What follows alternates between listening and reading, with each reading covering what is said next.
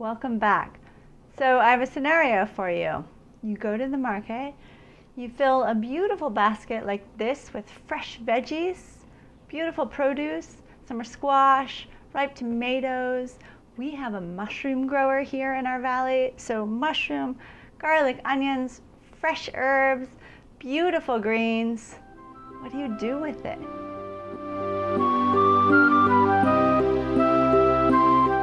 The most delicious thing I can think of are vegetable Napoleons, one of my absolute all-time favorite meals.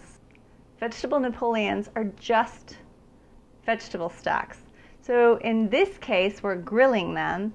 So we'll have grilled vegetables stacked on top of each other.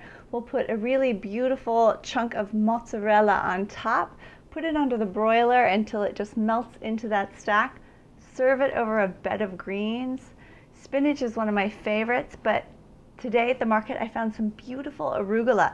So we're going to use arugula, and then you drizzle the whole thing with a balsamic reduction or our aged balsamico. This is what you need.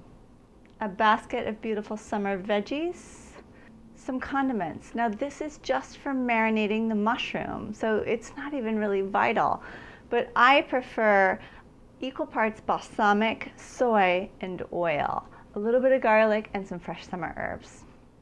So aged balsamic for most of us is out of our comfort zone.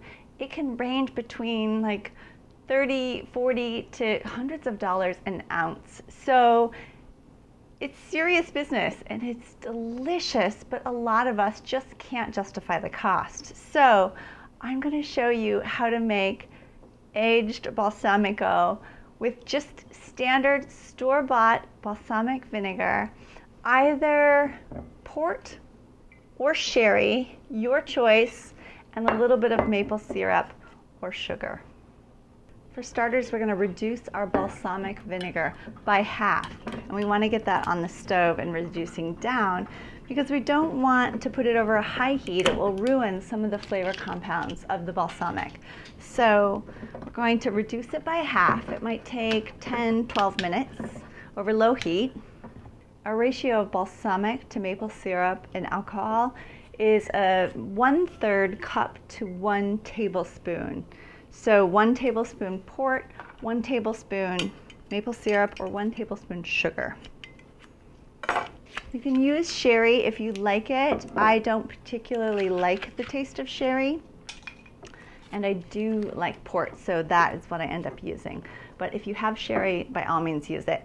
What the alcohol does is it will cook off, but it just simulates that aged flavor.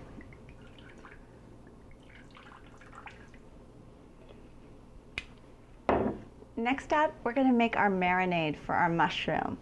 So we have our beautiful portobello. I'm going to go ahead and just cut this stem off just so it lays flat and no other reason, because we're going to end up using this as our base and stacking the vegetables on it. Now, I always try to reduce plastic in my life whenever possible, and I get a weekly CSA from Casa Verde here in Hood River, Mariah's greenhouse, and she packages kale and things in these produce bags. So when I'm done using the produce, I just keep these so I can reuse them for things like marinating or compost or taking or covering food. And it's great not to have to use additional new plastic when you can reuse existing plastic. So in your bag, put your mushroom. I'm going to go 2 cloves of garlic just because I love garlic. So in the garden today, I got some beautiful chives, and we're going to chop those and use them over the top of the whole dish. And I picked some thyme, some rosemary, and some summer savory. And I'm going to just chop these herbs really fine, and we're going to put them in our marinade. I love the smell of fresh rosemary. It's one of my favorite scents.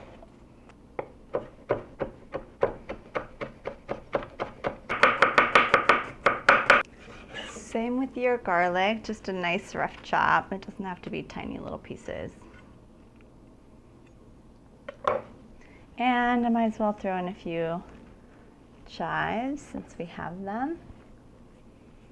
Now the beauty of this is you can customize this marinade with whatever is growing in your garden, whatever herbs you find, whatever inspires you. You can use dried herbs as well.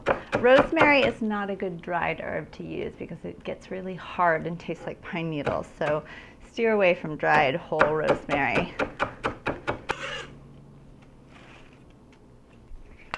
Okay, so I'm just going to drizzle a little olive oil on top of my mushroom. Give it a little bit of balsamic, not too much, maybe 1/4 teaspoon. And about the same with soy sauce. I'm going to throw in a pinch of salt and a little fresh pepper.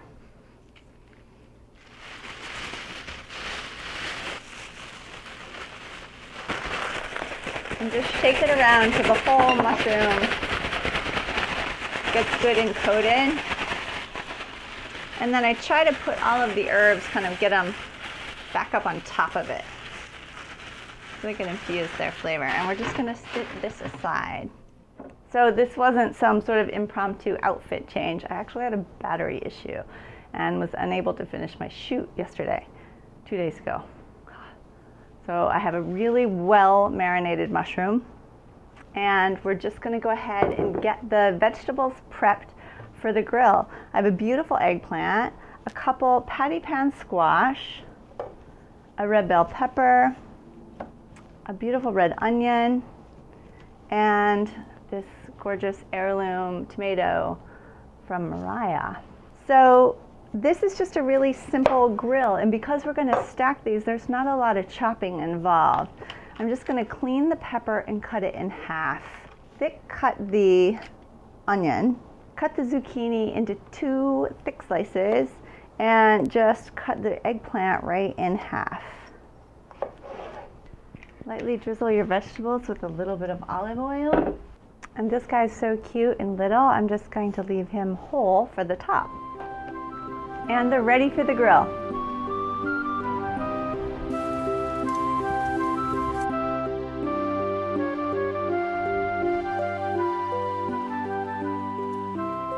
And I like to dress my lettuce with just a tiny bit of olive oil and a little bit of salt. It gives it a little shine, and it's just nicer to eat than just dry lettuce. So to plate this, we'll just stack the lettuce on the plate. Now I'll show you this reduced down balsamic is really thick. It's almost like chocolate sauce. And so you just take a spoon of it and go over your greens, and now we're ready to stack. So our vegetables are all grilled. We're going to make our tower. I've peeled the skin off of the pepper, and we're just going to go with the biggest stuff on the bottom up to the smallest, and somewhere in the middle I'm going to cross those eggplants over. So mushroom, red pepper, onion, zucchini. Let's do a crisscross of eggplant, pepper, zucchini, onions, zucchini. And if you're a rule breaker like me, you can take a skewer and skewer it down the middle so you don't lose your height. And then feed on your 2 bits of cheese.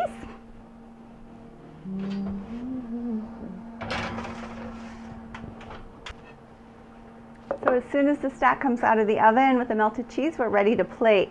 I'm going to go ahead and just use this beautiful big tomato as my centerpiece and base.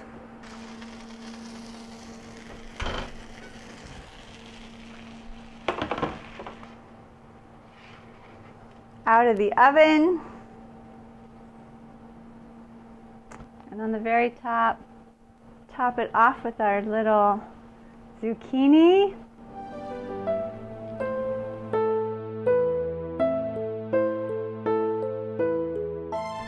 A really simple, beautiful, delicious summer garden meal.